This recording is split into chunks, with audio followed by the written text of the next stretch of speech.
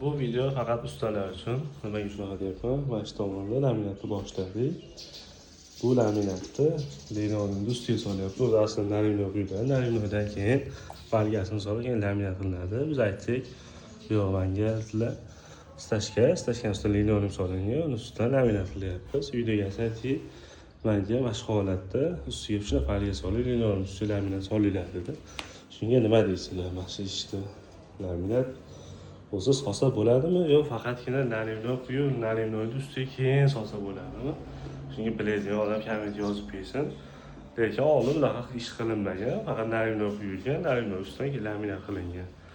Mana sensatsiya bo'lyapti deydi-yu, mana lekin xudo xolasa tekizligi, choy kelishi idealni yo'qmi? Chunki bu ikkinchi xonamiz, u tomonda xuddi shunaqa qilindi. U tomondagi bitta, ikkinchi xonaga laminatni solyapmiz. Shunga nima deysizlar? Bilganlar komment yozib ketsin. Bizni kuzatishda davom etinglar. Obuna bo'lishni istasizlar, sog' salomat bo'linglar.